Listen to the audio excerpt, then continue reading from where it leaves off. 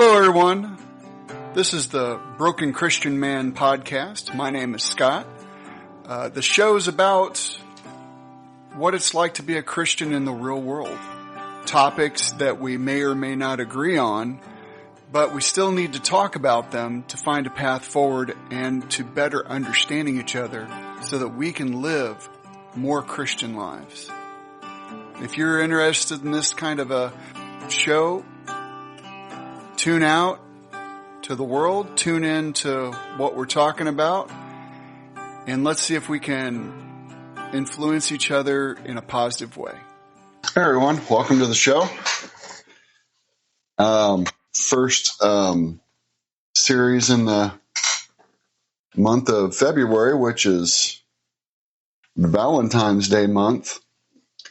And I thought it was appropriate to talk about marriage.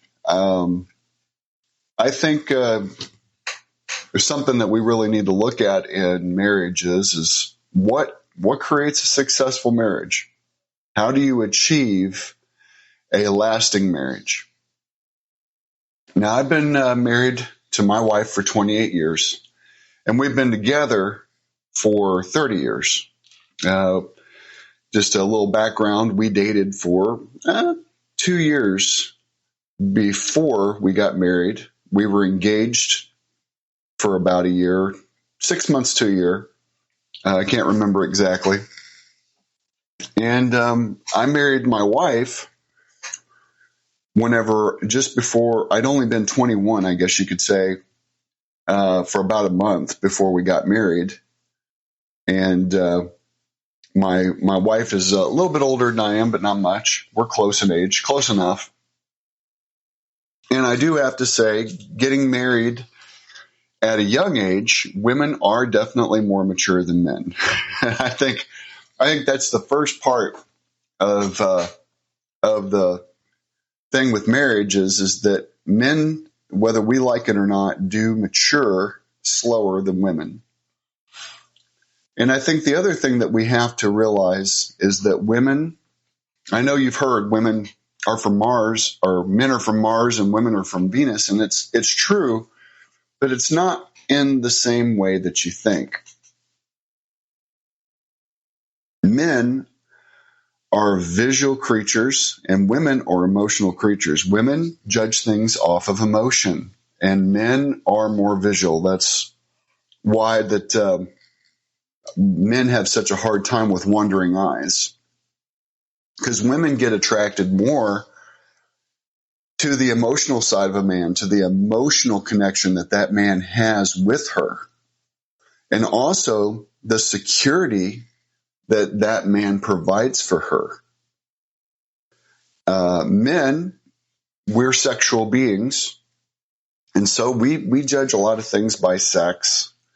But the thing to realize here, it doesn't make a man inferior. It doesn't mean that a man doesn't catch up and become attracted more to the emotional side of a woman.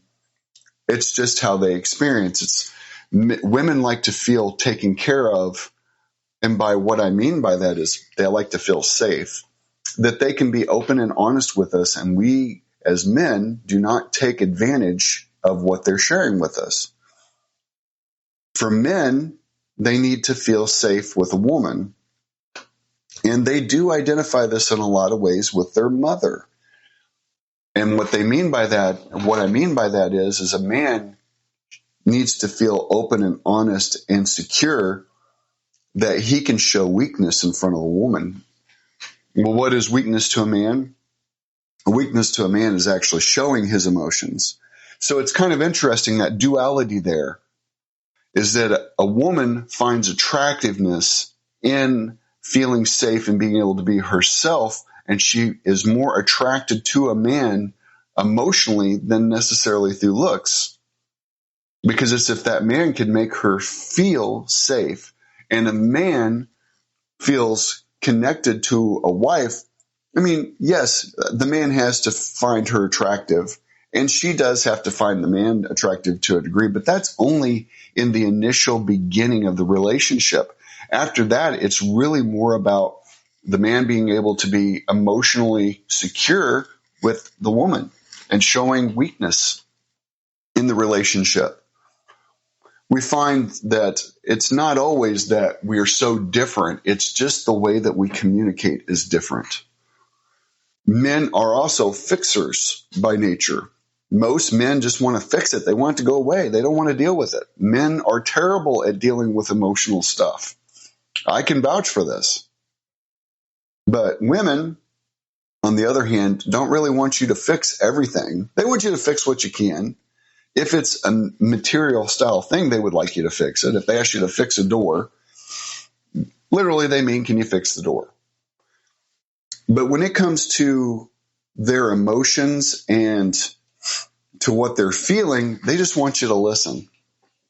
Guys, this right here is huge.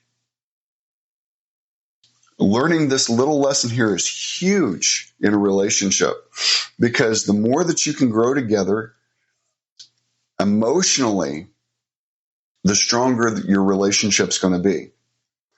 You know, the other thing that is worth pointing out is that marriage is not easy. It's very hard. In my own experience, what I see mostly is, usually there's issues around the 4-year mark, the 7-year mark, the 10-year mark, 14 to 15-year mark, somewhere around the 17 to 20-year mark, the 24 to 25-year mark. There's problems all throughout those areas. You're going to find that there's going to be problems. That's normal. What makes your marriage strong is working through those problems. And what I mean, men, take it from me. Take this advice from me, is that a woman wants to feel secure in that she can be her total self and you not leave her. So what men tend to do is they get mad and they say, I'm leaving you.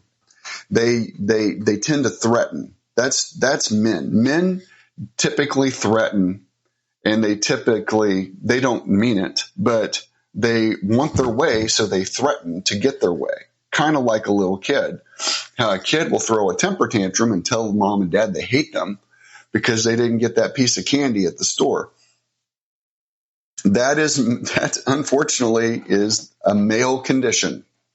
Some men are better than others, but for the most part, most men, if we're being completely honest, we tend to want to get our way, and we tend to threaten as a means to get our way. Now, as far as who cheats more, I would say that it's equal. Women can cheat just as easily as men. I myself in my early relationships have known girls that were really promiscuous and slept around a lot, and it was no big deal to them. And then I've known men will, if you're going to offer it, men typically will do it. Men don't have as much restraint on their sexuality as women do. And there again, that's because men are loaded up with testosterone whenever they hit puberty, and so the testosterone in a young male tends to make them a little more aggressive, a little bit more spontaneous. Then they level out. Women, I can't speak for women, but I imagine it's somewhat of the same, but a little bit more in reverse with them. They start coming into their own whenever they hit puberty, and they start experiencing higher levels of estrogen, because estrogen is what makes a woman, and they have a little bit of testosterone, but women mainly have a lot more estrogen than men, and vice versa for men. Men do have estrogen, but they have more testosterone in their bodies than they do estrogen. And if a man starts losing testosterone or starts experiencing drops in testosterone levels, they lose libido levels, they lose their levels of enthusiasm about anything. Now, when a man becomes more mature, I think correlates with a rollback in testosterone, because typically after 24, men they stop growing, completely stop growing. Men can stop growing before 24, but it's pretty well accepted that that growth, a man can grow all the way up to the age of 24. Women typically stop growing before then. You know, they say a lot of times women mainly hit their main growth spurts and everything probably between the ages of 13 and 17. But, you know, that can vary, and that also varies from person to person. No one person is exactly the same. We all have our differences, and there's always those anomalies out there that we can't account for. And how does this play in a marriage? Well, everything plays. All this hormonal and physical changes and all that definitely plays into a marriage, because it plays into the level of maturity that's being displayed at that time. I can recall problems around whenever I was 24 in my marriage, you know, just because I was being immature and I wanted what I wanted and I wanted it now. I can recall on these. I am telling you from personal experiences. I'd get mad and I would threaten to leave. All that, man, if you can head this off, don't do that. That creates so many problems, because one, it makes your spouse feel unsafe in the relationship, because why should she invest in you if you're just going to leave her? Because women are investors. They want to find a mate that's going to be a worthy investment and be worthwhile for them, and most of all, provide them security, make them feel safe. And I'm not talking financially safe. I'm talking emotionally safe. Emotions drive the female perspective. They just do. Men are physical. You'll often see men, how they express their emotions is they get in a fight, they beat the heck out of each other, and then whenever they're done, generally it's squashed, or at least there's a level of respect. And that's just men. Right or wrong, men are more physical than women. They express things physically too. That's why sex is very important to a man in the relationship, is because it's the physical expression of his love towards that person. And men, that's just how they physically express themselves. Women experience more of an emotional intimacy. That's not saying that women don't like sex. I'm just saying that sex is more emotional for a woman at its core, if it's meaningful. Both men and women can have meaningful physical relationships. They've meaningless or meaningful. The one thing that's going to happen there is that if it's more meaningful, it is where the man is expressing his love through his physicality, and the woman is receptive of that physicality through her emotions and opening up. That is what real bonding is. Sex is not just dropping dopamine. I had a friend of mine say that. That is absolutely false. A lot of your bonding hormones and everything like that are experienced through sex. Yes, you can have sex addiction, and that is more about the dopamine. But if you want to be honest, sex is way more than just dopamine when it comes to a relationship. Looking at it from the sexual, I'm just going to get myself what I want is just a very immature point of view, and a very damaging point of view as well, because most women do not mate just for the sex. They mate for the companionship, and that can be destructive to a woman if she just is constantly giving of herself just for the physical side of it. It overall is destructive whenever you're just doing it for the physical side of it, not the emotional side of it. But for women in particular, yes, it can be very damaging. It can create a lot of walls and a lot of insecurities. And I do know this from personal experience, just between my wife and I's relationship and the things that she expresses to me and shares to me. And that's how we have grown and stayed together.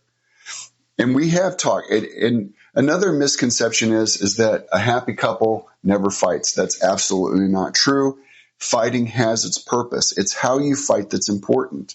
If you just go for the jugular and try to cut them off at the knees every time and just fight to be right rather than fight to come to an agreement, then your relationship is in trouble. That's just facts.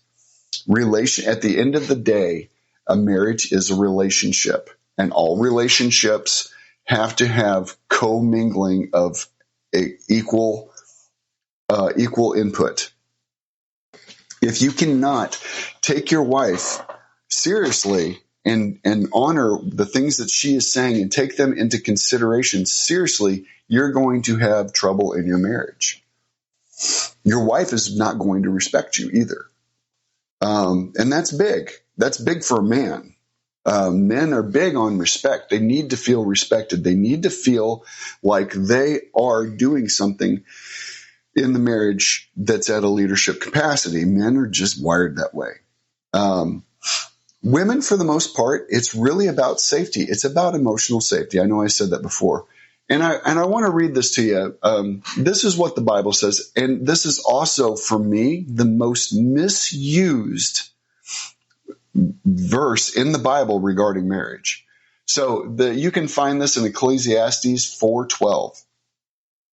And it reads like such. It says, submit one another to receive for Christ. Wives, submit yourselves to your husbands as you do to the Lord. This is what gets misused right here, is the stating of wives submit. Men, you love to use that. I'm sorry, men, you are wrong. You have to take the whole verse. So now we read after this, Christ asks wives to submit to your husbands. Now, for the husbands, as the head of the wife, as Christ is head of the church, his body, of which is the Savior. Now, as the church submits to Christ, so also wives submit to their husbands in everything. Husbands, love your wives, just as Christ loved the church and gave himself up for her to make her holy, cleanse her by washing with water through the word, and to preserve her to himself as a radiant church, without stain or wrinkle or any blemish, but holy and blameless. In the same way, husbands ought to love their wives as their own bodies. He who loves his wife loves himself. Now, in other versions, it says, it also adds that, for it is impossible for a man to hate his own skin. So they say, love her as he loves his own body, for it is impossible for a man to love his own, to hate his flesh. Now, let's think about that. When you read that and you unpack that, men are actually leading by serving. Wow, what a tongue twister that is. What a brain baker that is. Because it's telling Christ served the church by his crucifixion. One of Christ's acts of the first church, if you think about this, the gathering of the Last Supper, what did he do? He washed his disciples' feet.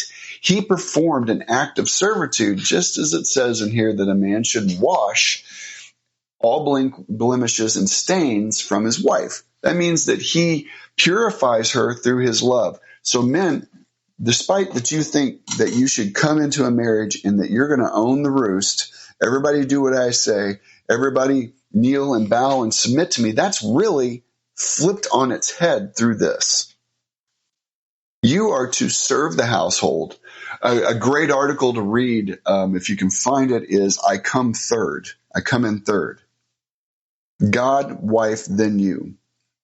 Men, you have to put your families first. And I guarantee if you do this, you put your wife first, put her needs first, it comes around full circle, because then she submits to you and tries to honor your needs. In other words, if you treat her like a piece of gold, she is going to treat you a piece of gold in return.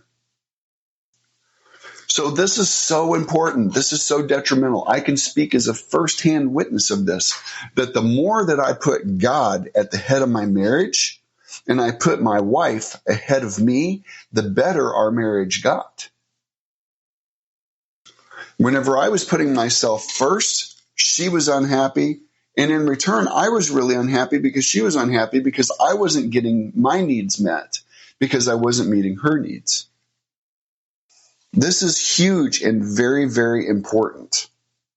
If you want a successful marriage, the key to a successful marriage is put your wife first. put your wife before you, and before your wife, put God. Because if you'll think about God and his way of thinking, he is common. He says, the first commandment is love your God with all your heart and soul. The second commandment is to treat your brother as you would yourself. So think about that. Really consider that. Am I doing that in my marriage? Am I making my wife feel wanted? Am I making my wife feel needed? Am I making her feel that I need her?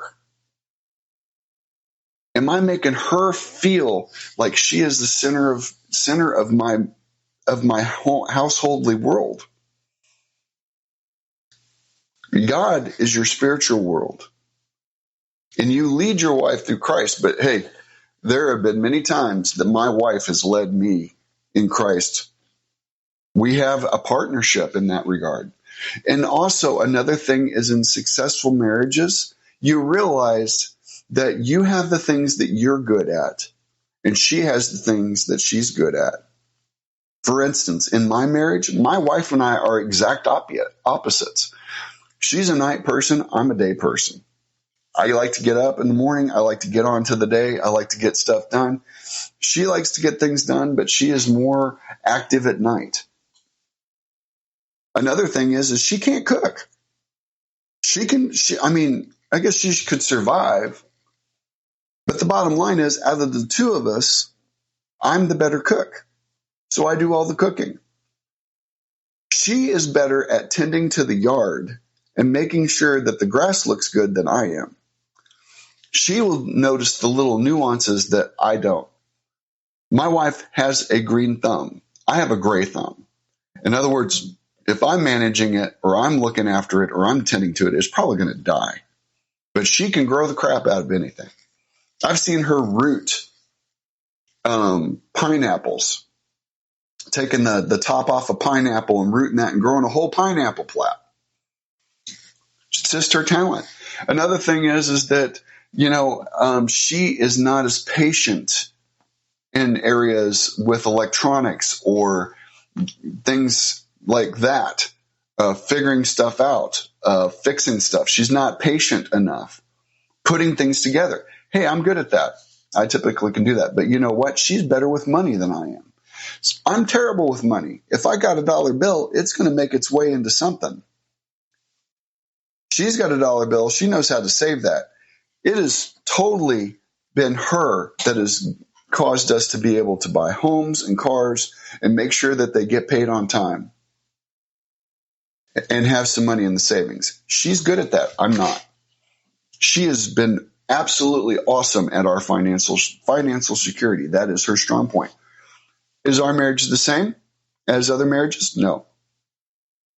It'll be flip-flopped. It'll have different variations of that. But typically, your wife, husbands, and your husbands' wives are going to be good at the stuff that you're not good at. You're not going to have everything in common. Having a little bit of difference is a good thing in a marriage because it keeps you balanced. Generally, you have one person that is the balloon in a marriage and you have the other person that is a rock. If you have two rocks, generally you're homebodies and you don't get out much. If you have two balloons, you're always spacing out in life. But if you have a rock and a balloon, the balloon tends to get the rock out of the house and the rock tends to ground the balloon. My wife can be a dreamer. I ground her in that regard. But then on the same note, she will empower me to shoot for the stars. So these are things to understand. Our marriage is not perfect. We do fight. We will fight.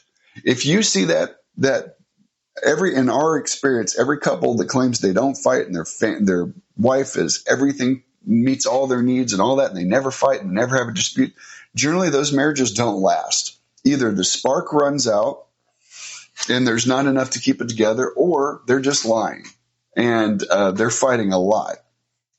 Another thing is, sex is key to a marriage. Sex is something that you've got to make time for. It's not that it's always going to be spontaneous. In fact, sex becomes less spontaneous the longer you're married than it does in the beginning, because it's not new anymore. And we all know how that is. You get that new gadget, you're going to play with it for a while, and then after it's not new anymore, you tend to put it to the side to the next new gadget. That's just how we are with, say, electronics. The main thing is that you have to put work in. Marriage is not easy. If anybody tells you that marriage should just be easy and it should just flow, they're absolutely wrong. Anybody who's been married for an extended amount of time will tell you that it's a lot of work. And you have to be prepared to put that work in. That's just the way it is. Men, you cannot go into a marriage with a superiority complex. You need to go into it with a partner complex. As to a woman, there are times that you need to pull your weight too. You can't just sit there and say that the man's the leader and he's going to do everything, because that's a tremendous weight on that man. He does need a helpmate. If you look at the purpose of Eve to Adam in the Garden of Eden, she was there for a helpmate. What do you just think that is? Making decisions. That is living life together. You both are going to provide value. If one is only providing value and the other is not, then guess what? Eventually, everything's going to crumble. Resentment becomes a thing. These are things to take in for a successful marriage. I can tell you these things. I've lived them. I've been through them. Is my story the same as everybody else's? Not exactly, but I can tell you that you can take at least 70% of what I'm saying and apply it to your own relationship. Make those things happen in your marriage. This is for you folks that are already married. The next segment that I'll do is looking for a mate, looking for a spouse. There's things that I see nowadays that I can see that there's a problem. There's going to be a problem down the road. It's not that marriage won't be successful, but you can head some things off. But anyway, take this to heart, you married folks. Keep things fresh and new. Don't take the other person for granted. Because the beautiful thing about a lasting marriage is I know my wife 100%. I can trust her. That's a very, very big statement. I can trust her with my finances. I can trust her with my body. And that means not just in a sexual way, but that also is in a physical way, like my health. I'm going to the doctor. If I get something that happens to me and I can't speak for myself, she's going to advocate for me, and she is going to keep everything on the level for my best interests. So think of things like that. Life was not meant for us to do it alone. The people that I know that think that are miserable, who are not married and are just preferred bachelors who just want to have sex and go on about their life. They're all miserable. And the thing about it is we get old and we get ugly. Don't think of it like that. You got to have something more to your relationship than just looks, because looks all go away. It all runs out. We all get old. We all get ugly. So you've got to be in love with that person, or actually I should say love that person. There are going to be times in your marriage where you love them, but you're not in love with them at that moment because you're in a dispute. I can also say with honesty, if you can avoid going to bed angry, try to go to bed angry. I will say that that's not always true. There are times that you just need to walk away from the situation and come back to it with a cooler head. Also, don't get to where you're in your marriage, you're sleeping in separate beds. Try to sleep in the same bed. Try to do that, because you bond with your mate as you're sleeping. I don't know if you realize that, but even though you're not sexually doing anything, just sleeping next to each other is a bond. It is a subconscious bond that you build with your mate. There's a sense of safety that happens by having that person next to you. And I can say that with certainty too, because for a time in my marriage, I worked nights and my wife worked days. And guess what? We weren't sleeping next to each other. And that was probably one of the more distant times in our marriage. We couldn't put our finger on it until I just finally said, wait a minute, once I needed to get out of that anyway, because it was messing me up. It got to working days and on the same sleep schedule as she was. And then there was like that gap just filled in and we weren't overly sexually active. We were just sleeping next to each other. There's a lot to these little things of just being present with each other that will totally be rewarding in the long run. Anyway, that's all I got for this week. I hope you guys have a great week. Well, that's all we have for today. If you could, please like and subscribe to the podcast. And while you're there, please give us a rating. Also, please check us out on Instagram under Broken Christian Man and also under Twitter under Broken_CM. Thank you.